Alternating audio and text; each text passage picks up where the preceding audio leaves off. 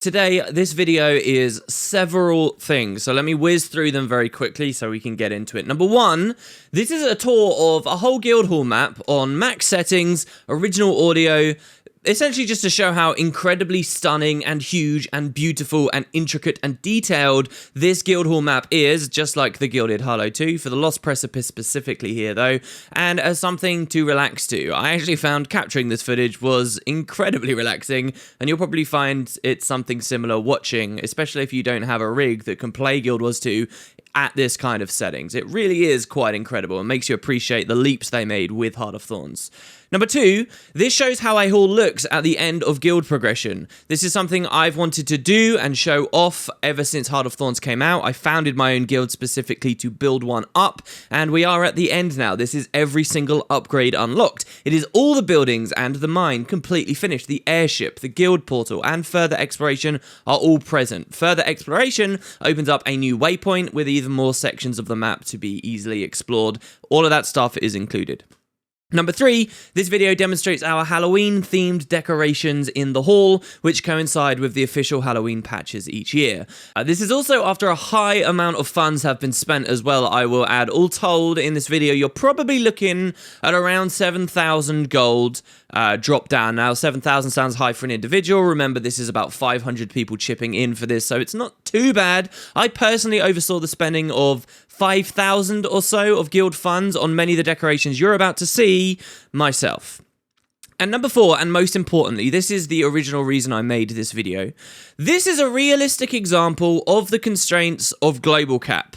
I really felt it was important to address and demonstrate this to people without just using hyperbole or letting people decide for themselves. So global cap is a hard enforced limit on guild halls that prevents those guilds from placing too many decorations in the hall. In the footage, we have hit global cap and we can place no more decorations despite having thousands more to spare that we could potentially drop in our storage. This means that while some areas of the hall are decorated, other areas in this massive map are desolate and can never be decorated. Global cap is a particularly bad thing to hit as it encourages players to delete each other's stuff in order to work on their own projects, and there's no way to really stop that happening. Suddenly, someone who spends 300 decorations on a jumping puzzle, for example, gets seen as selfish for doing it instead of enjoyed for providing something for everyone to go and have fun with. The hall in the footage has just 2 medium-sized jumping puzzles in it, which will dig into global cap, but that's up for you to decide how significant that is. At the launch of Heart of Thorns, the ceiling for this cap was very low and very toxic, in my opinion, for the system, but global cap was stated to have been doubled in a recent patch, about 10 months after the release of Heart of Thorns. So the question is, was that doubling enough? I wanted to take a look. I'll make no claims on whether it is enough in this video. You can watch the footage. I will do an unbiased tour of everything and let you decide for yourself. It will look impressive in places. It will look very unimpressive in places. And maybe you can drop in the comments how you really feel global cap is doing. So that's what the video is. Those are all the reasons to watch it. Thanks very much for watching and enjoy. So one thing that often happens when I make a video where there's very little commentary is people like kick back against it. They think I'm being lazy or something. It's really not that. It's that sometimes I feel a video deserves original audio to shine through because it adds so much to the quality of that content, right? So this Guildhall tour, I deliberately decided not to slack off or be lazy. I decided to give the original audio because I think that it sounds beautiful in the hall. I think that the sound component to a lot of the decorations is something you should focus on, like Uzlan's Mechanical Orchestra or Walking Past Cauldrons, as you can see here. Or when you get to some of the high areas and you hear the wind or the helicopter blades and stuff like that. And besides, I wanted to sort of I was enthusiastic and I wanted to share with people how relaxed I felt while I was recording it, so I opted to go the commentary-less route. However, I've done that several times in the past, and as I say, people seem to think, oh, you know, they disliked the video a bit more, they wanted the commentary, so I decided to try and give you a commentary track. So this is an alternate version, if you want to watch it, as you probably do, since you clicked the video, where we'll talk about what we're seeing here. So like I said, there's a lot of decorations. A lot of decorations. In the main video, I chose not to give my opinion on global cap. I'll give it straight away on this one, though. I think global global cap is still terrible for the game, and I think we need it to be doubled again and then doubled again after that. Now, you will notice, to try and be fair, and I did try to be very unbiased, and I did try to open my mind when I was recording this of, you know, just how significant global cap could be by really showing all the little areas people have wasted decorations, or lots of little ones have been placed for detail work. But I still think that there is so much of this hall that is empty that that it's really unfortunate global cap is as low as it is. So right now we're in the central area of the hall. I think the most interesting thing to most people is how this Halloween theme's going. You see, we've got a bunch of these Halloween-leaning trees. Many of our streams recently have been me crafting these things. That there was a Mad Moon, which is probably the worst decoration that came from Halloween Gen 2, which generally were all really good. The Mad Moon, however, is so expensive and really not that great. Here you've got a bit of a gravestone. I think the graves and the markers, the monuments, are generally really amazing. I mean, we told people to do a Halloween theme here, and so they dropped lots of graves, and they were forced to write messages on those graves, and it's added so much flavor to exploring this map. So much flavor. I wish I'd interacted with some more of them. But here what you're seeing are the generally really built up areas of the hall. The decorations on display right now are in the main areas, and people have gone quite heavy with it. So, like, you got that row of candles there. Someone's made a little campsite here. What you're looking at there is a grave, a gramophone, a camp, a couple of little mushrooms, a big mushroom nearby there as well. And you can see that people can get a lot of detail in little areas by dropping lots of small decorations like this. But global cap's a really weird thing because it makes you look at small moments like that and the detail work that's there and regret that somebody did it. So really pay attention to these little green slothazor mushrooms as we wander around. Look, there's two near these, all along the bridge. There's some seance candles, which are a bit better because they've got the ghosts with them.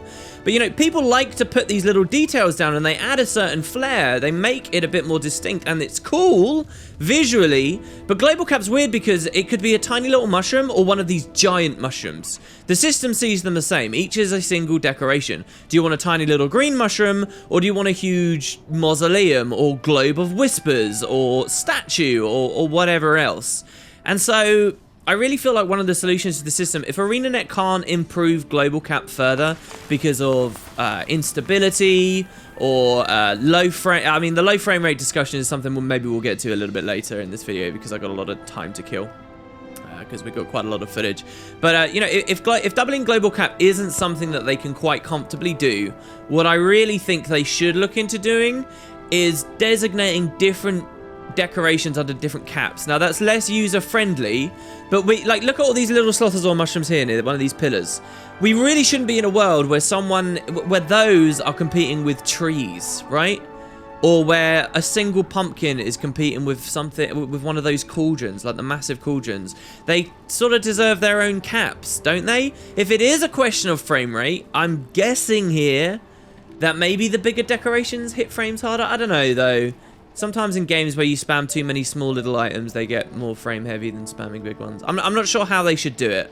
But what I do think, like, so here, somebody put a barrel and an eye on it, and it looks good. And people have put little candles on all these tables. And the tables themselves, by the way, are decorations.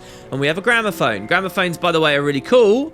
And if you can press F on them and run around the hall, they'll give you this cool music. Again, one of the reasons why I wanted to leave the original audio intact. But again, a taken up decoration cap when really they might not be really adding to the flavor as much as you might otherwise like. The next theme that we're going to be doing on this haul is a magical forest, okay? And the idea is we're going to have tons of trees. Like these Halloween trees, but also Ascalon trees. One thing I think people who are really unfamiliar with the guild system might not realize is every time you're seeing one of these orange-leaved trees, those are decorations. And they're very, very good decorations. They're one of my favorite decorations in the game, and they fit very seamlessly. Now, someone, or maybe a couple of people in my guild, went off and dotted these all around the landscape, everywhere. And they look so natural. They add such a good element to the hall, but you might not, if you don't realize they're decorations, you won't realize they're taking up cap. Now, so the next thing we're going to do is a proper forest. I'm going to try and get somewhere in the region of 700 trees people can drop down. I believe global cap is, and I've tried to avoid giving proper numbers on this, by the way, because really the proof should be in the pudding, not the number. But I believe global cap is around 2,000 right now. So our next haul, our next theme, out of those 2,000, almost half of them are going to be taken up just by the trees to make it into the forest, and then people can start playing with other stuff. Then people can put campsites in there. Then people can put hedges in, and fountains, and mushrooms, and you know, whatever else, these corn stalks maybe, whatever's appropriate for the theme, however people like to play, right? I'm not going to dictate how they follow the theme, how closely, like candles and stuff like that. So it's a real shame. It's like, if we had different caps, perhaps, and I really am just spitballing the solution here, but if we had different caps for big decorations versus small ones, we could lush the hall out in all of these trees and then still have a reasonable different pool, a different cap for smaller detail work. You know, I don't want to feel negative or animosity towards people who are doing stuff like this door here. You see this door? Someone has made a face out of that door. That's like a Halloween-y, scary looking face. And over here, a bit less central to the hall, they've put some other things. The King Frog, which is quite prestigious, but not in keeping with the Halloween theme. Oozland's Mechanical Orchestra over here, again, is quite prestigious, so someone probably wanted to drop it down, but it's not very keeping with the fitting. With the theme. Here you've got these little eyeballs, which I guess are a little bit Halloween-y with the chat going. But people doing this, right? Putting the eyes on the statues, making that face in the door. They're using up a lot of decorations for that stuff. And that's where they're getting their fun, and that's what they're enjoying. I would never dream of going to them and saying, dude, this looks ugly, take it down. But that's what Global Cap pressures you to do. It's in there a little bit. It's like, hold on, this guy's made this ugly thing that's not in theme off the side of the hall. This is just a theoretical example. I actually quite like that face on the door, to be honest.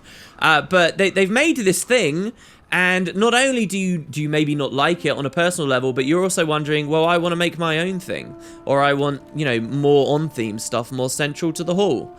And so that's where the problems really come, right? Like, take this down here. I believe what you're looking at here with these trees, this little forest, this was made by one person who probably got in a little bit earlier before Global Cap was really a thing.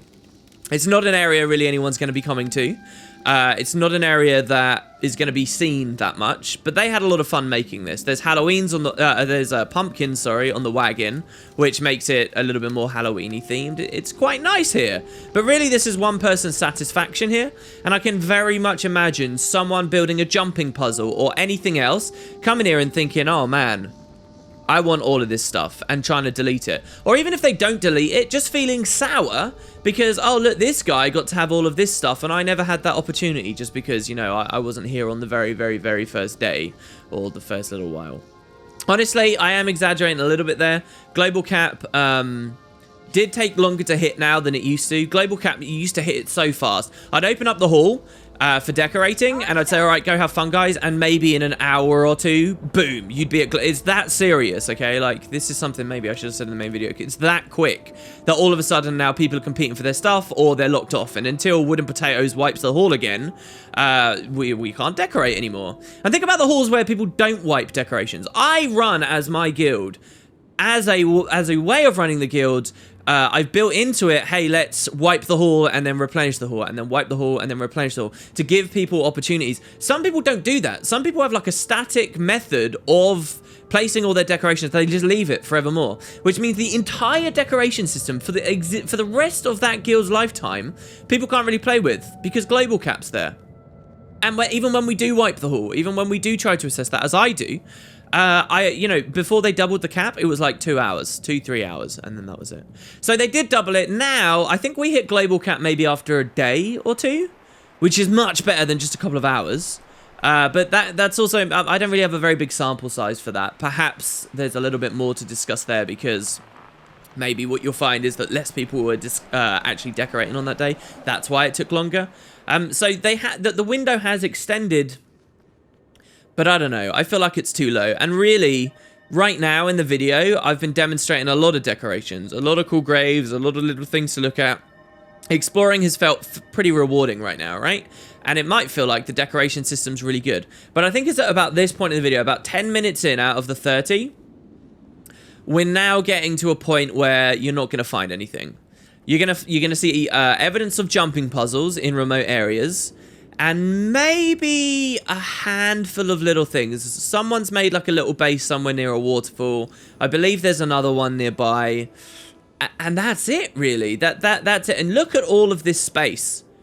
And it's a crying shame to me that there is this much space that's still available, because there is some magical, wonderful world where global cap doesn't exist, or it really is like, you know, we had a dev quote before Heart of Thorns came out, where they said that these limits would be designed to be so high that no reasonable guild would ever hit them.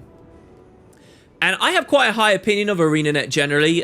Some people can be quite salty in the community. It's very fun and very easy, no matter what video game you're in, really, to think of businesses as being deceitful assholes that are always trying to lie to you. Everyone, you know, every game to one extent or another does what No Man's Sky did, for example, right? Like, it's very easy to be on that level and that cynical because, I don't know, it's maybe a bit of a cultural thing. And there's evidence for it in a lot of places. I'm generally not that harsh about ArenaNet. I do think when they say stuff before it comes out, they genuinely intend to do what they're saying, and that they genuinely do stand by and believe. I do not believe for a second that when that quote came out before Guild Wars 2 was released, Heart of Thorns was released, that they said that they really were lying, that they were saying, oh, global cap will be so high you'll never hit it, and that was just a manipulative, lying comment hissed through their teeth while knowing full well that that in fact was a lie.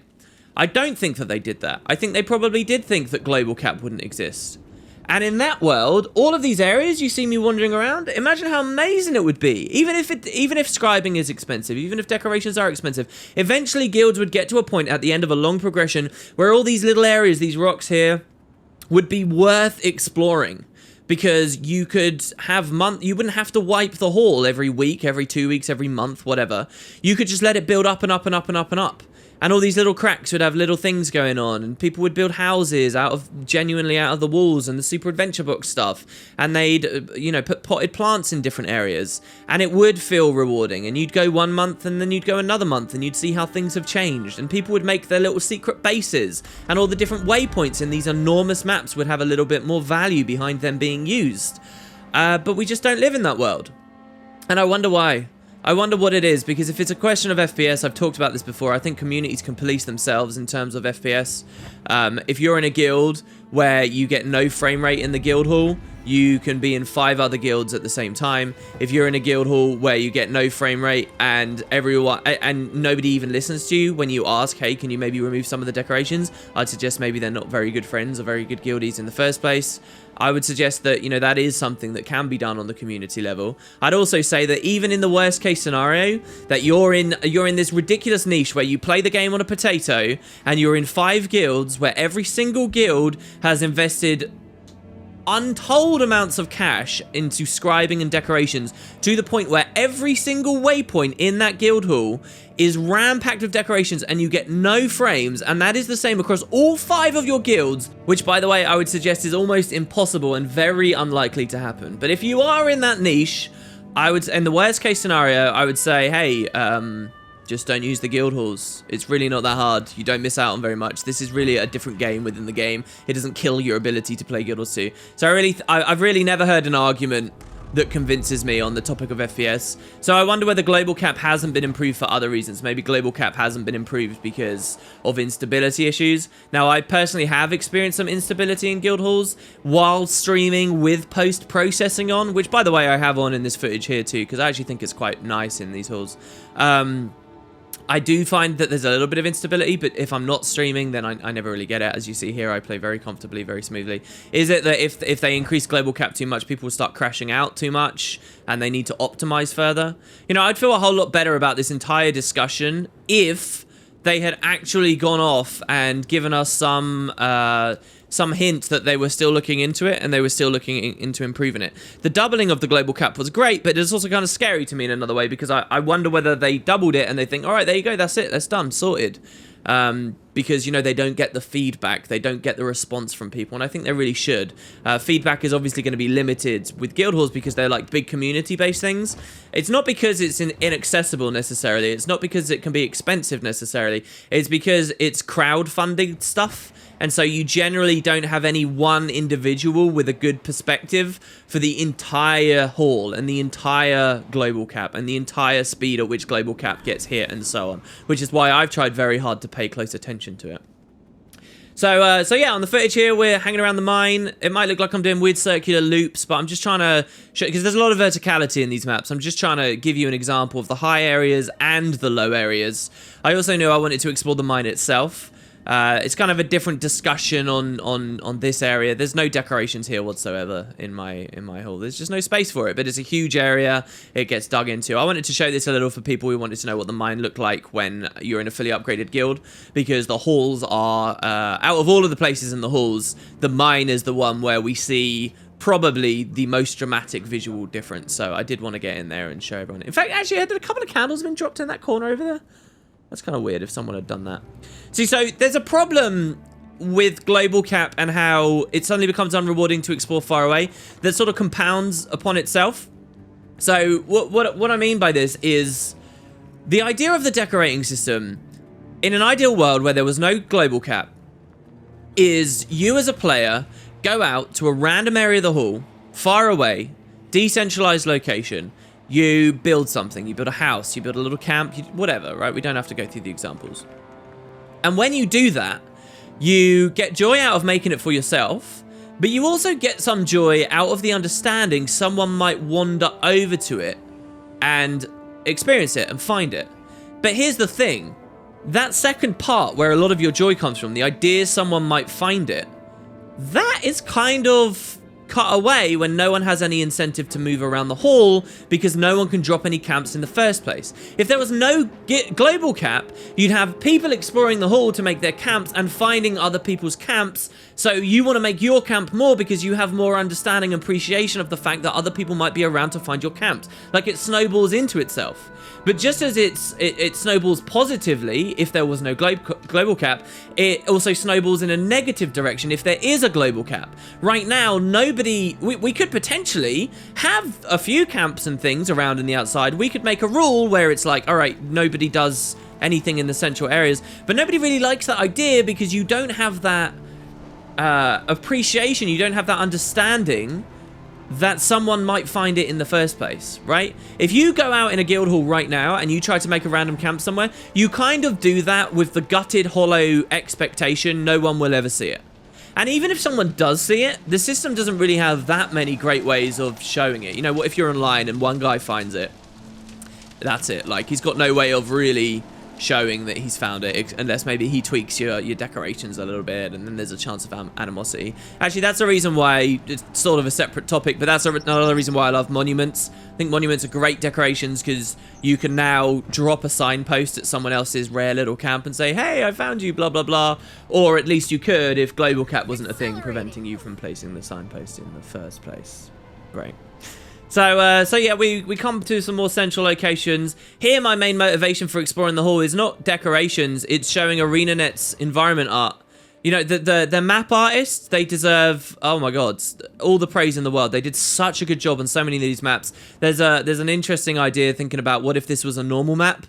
With you know, even like the new version of Hearts, I guess, or events rolling through it and a meta. Oh my god. I do not think the answer to the problem of the guild halls, by the way, is to sincerely make these regular maps and core gameplay. I think you need to play into what the guild halls are strong with and go further with that. But it is amazing to think about this. You know, one of my favorite maps in the entire game is Dry Top, and largely because of the aesthetic. And the Lost Precipice, oh, it taps into that aesthetic so incredibly. The only problem visually with this map is, like, you can see it right, or for a second ago you can see it. If you look really far away down the canyons, you can actually see the limit that the game can render, and it throws these big walls up at you. And it looks kind of ugly. That's like the worst thing about the map. The rest of it is absolutely beautiful. There are so many gorgeous little temples and ruins and fun places. Here I was trying to glide on top of the airship and failed, because from the top of the airship, there's decorations inside which I ended up showing you, but this wasn't actually my intention. From the top of the airship, you can actually glide to a small little temple place, again from the map environment art. And it's got like lots of little dead ends and staircases, and it's really secluded. But someone had actually gone there and dropped some super adventure box rocks and things to allow them to climb around and access it a little bit better. But as far as I can see, the only way to get there is from the top of the airship. And it's an example of one of these very few places where people have decorated in the further reaches of the hall. You can get maybe a small glimpse of it as I glide past the airship here in a second. So yeah, that's right there, just up there. You can see if we'd managed to go up, that's what we would have seen. So we have some decorations around the arena too. Thankfully, the arena decorations don't take up global cap, by the way, which plays into a little of what I was talking about before. They do have the they've already demonstrated to us they have the capability of having separate caps. The arena decorations, you can drop tons of them, and they have nothing to do with other local cap or global cap. And so maybe they can just make more categories based on decoration size. Some other suggestions I would have, though, would be to allow people to scale decorations, in which case that might break that system unless you bracket them off and do all these other interesting things. But yeah, so the other big discussion to have with this, really, is the size of the hall. See, so you can tackle this in two ways. You can say, all right, the global cap needs to be higher so that we can decorate all these beautiful areas around in the far reaches of the hall. Or you can say the hall is too big. So let's alter our perspective for a second. Imagine Cordicus Manor, all right? Now imagine Cordicus Manor without even the basement areas. Now imagine that is a guild hall. A guild hall designed, aimed at small guilds. It is fully decoratable, just as the Lost Precipice is, just as the Gilded Hallow is. Except it has the same 2,000 or whatever the number is global cap limit. Well, in that case, you could actually decorate pretty much everything there in Cordicus's Manor, especially if there's like a limit on the skybox. You could put meaningful stuff in every room of that mansion and out in the gardens around the mansion, and still with a lot to spare. In fact, it could get pretty damn cluttered, and you could fill everything up. So in that case, imagine that Heart of Thorns released not with the Gilded Hollow and the Lost Precipice, but just with Cordicus's Manor. You wouldn't necessarily have me doing videos like this, would you? You wouldn't have discussions on the forum and on Reddit of people upset that global cap is so low because the map is smaller. And so you might think, why don't they just make smaller maps? Well, to me, I think that there is some logic in that argument, and that is a well-reasoned argument. And I think that for the future guild halls, ArenaNet might do better making slightly smaller ones, because it does feel like there's so much wasted space here. And, you know, if they're going to make a map like this, actually make it a proper map. Like this as a regular PvE map would be beautiful. But I've always got the impression from the devs that it's actually, and not to undermine the jobs of the environment artists, but I've always got the impression that the environment artists can crank this stuff out, like, fast, and they do very well with this, and the actual mapping part of the development process isn't the bit that stagnates them and isn't the bit with the real difficulty. It's when you start littering in events that need voiceover work and need loads of QA testing and figuring out how all the metas work and the rewards work and all the other stuff that goes into it. That's the bit that really slows the content down, rather than the map art. The amount of unused Tyria 3D maps we've seen in the past kind of suggests that to me. So to suggest, what they could do with Heart of Thorns is have a map like this. They've already built the map. They've already done the hard part of building the map. Just add the content in and stop these being guild halls. I think that if that's the argument you're making, it's a little wrong to suggest that. But even if having smaller guild halls does go some way to address this issue, I would say I still love the idea, that original vision. I want my cake and I want to eat it too, of a large guild hall like this, like the Lost Precipice, that also has the space for all of these beautiful decorations that can be filled. And you do get that idea of a rare camp out in the distance that someone might have made. You know, you won't ever get that with a Cordicus Manor style map. You won't necessarily get that with a Claw Island sized map either. And Claw Island's one that I've always really, really, really wanted. The decorations here are weird. I think that they'd originally been built on something, maybe a Super Adventure Box slope or something, which then got deleted. I don't know why or how. I'm not sure what exactly was happening there. So really, I think maybe the answer, as always with discussions like this, it's probably a bit of column A, it's a bit of column B. You got to meet in the middle ground somewhere. I think future expansions could do with having slightly smaller maps. They don't have to be this expansive, and maybe this goes some way to addressing the global cap issue, and maybe we leave it there.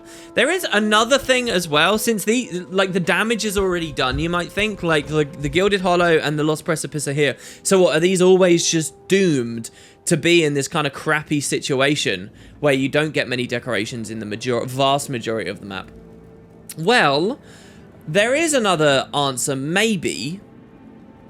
And that's that you split these halls in half. And hear me out here. There's a load of different ways you could do this. And I guess you guys can talk in the comments about what you think your favorite one is. But so, essentially, the concept is this. You slice the Lost Precipice in a top half and a bottom half, okay? And each map then would be its own instance, and they could have, you know, portals between the two. But because each is its own instance, you can actually you've essentially just doubled the cap again, haven't you? Because you can have a different pool of decorations for the top one than you can have for the bottom one. And in theory, that's if this is a client-side issue. That's if the reason that global cap is in place is because of clients getting unstable or client FPS stuff or stuff like that. If the reason global cap... There's an alternative discussion, though. Maybe global cap is there because of the server.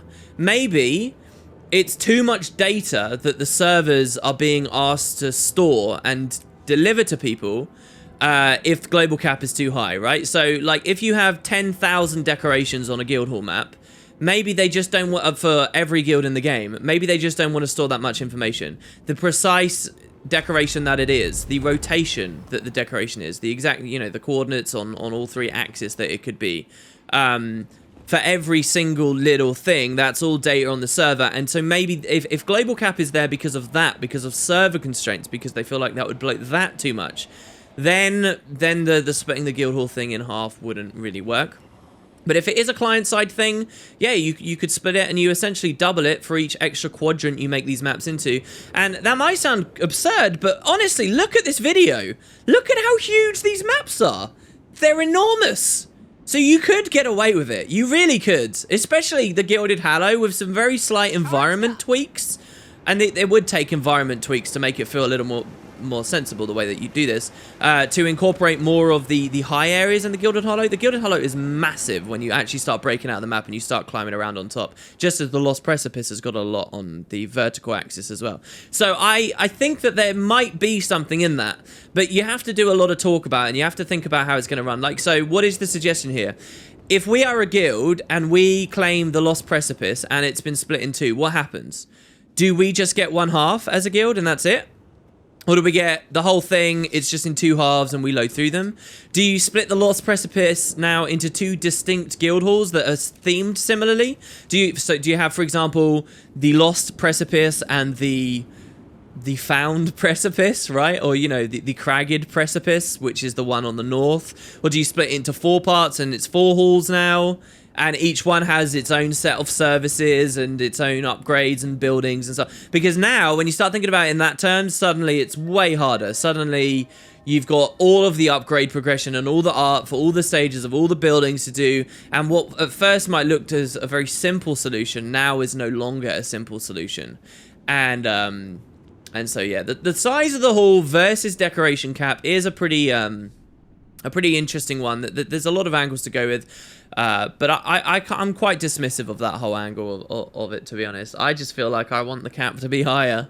And because we've never had a proper comment from the developers explaining why this limitation is in place, explaining why they were confident before Heart of Thorns came out they'd be okay not having caps that anyone really paid attention to, and yet the actual release was a completely different story, explaining where they're trying to improve this without any kind of blog posts on that, I feel just very, very unsatisfied and upset with the whole thing.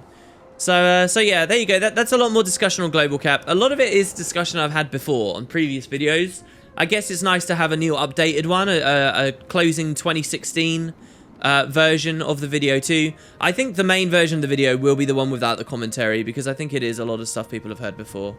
But yeah, there's not too much more to show. I guess where we're looking now, about half an hour in, is one of the further exploration locations, if you guys aren't aware of this. So this bridge I'm on here, this bridge only unlocks with one of the later Guildhall upgrades, like one of the last most people will get. It's around level 40. It's one of the best upgrades in my opinion, but I'll be discussing the upgrades in a separate place.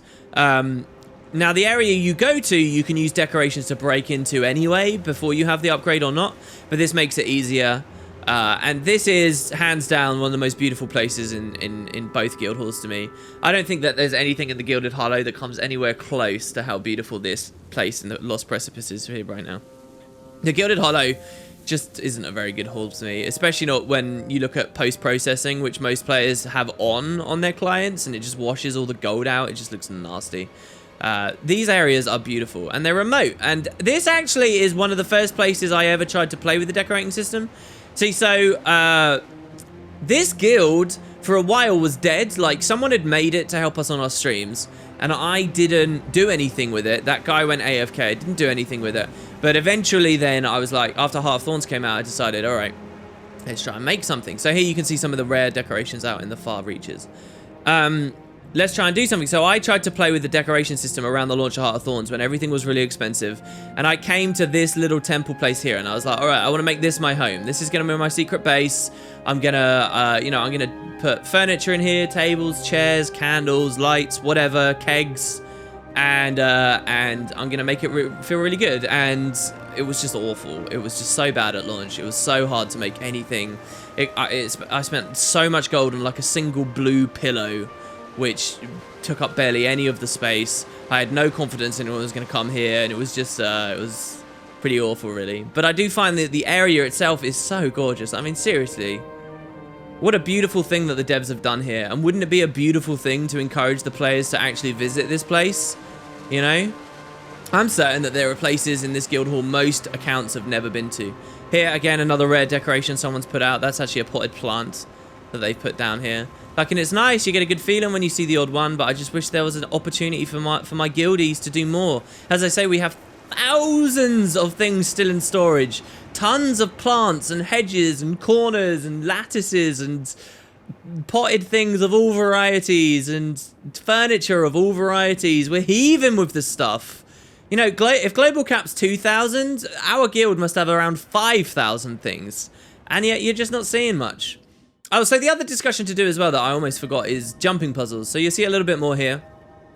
Again, my perspective on Global Cap might be a little bit wrong. I've spent most of this video here ragging on it.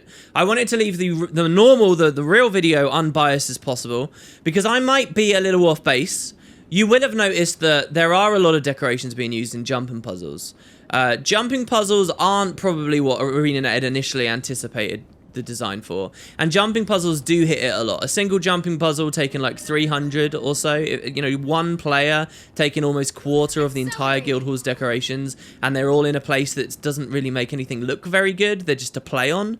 You know, you can have problems there. I really don't want to have a guild where there's a rule in place that says no jumping puzzles allowed, and I like what they add. They even potentially could be good videos to do on if we get enough interesting types of decorations that, you know, obscure your vision or can turn on or off, or moving platforms and stuff like that if ArenaNet ever get to that. So I think they're a great concept. I don't think there's something that ArenaNet should get rid of, but they do hit Global Cap quite hard. And I guess I'll let you guys monitor this footage as best you can. Look at all these clouds here, for example, winding all the way up these cliffs. And this jumping puzzle, as fun as it is, I do think takes up quite a lot. The question is, if we had no puzzles, how much deeper, how much more detail could we get out of the rest of the map, right? Could we decorate everywhere else? Should jumping puzzles be banned? And if so, how would you do that? Would you let the community enforce it themselves? I don't know. Maybe that's something to play with. The next theme, as I say, is going to be a magical forest of sorts. And maybe we'll see how it looks if we try to make sure nobody makes a jumping puzzle. But there you go, guys. This is the commentary edition. Again, it's not hard for me to sit here and just ramble about stuff. Hope you enjoyed. If you didn't want to watch it without commentary and really get into the soothing expanses and vistas of the Lost Precipice, might find a Gilded Hollow version of this one day. But until then, thanks very much, guys, for watching. I hope you enjoyed. Leave your comments down below, and I'll see you next time.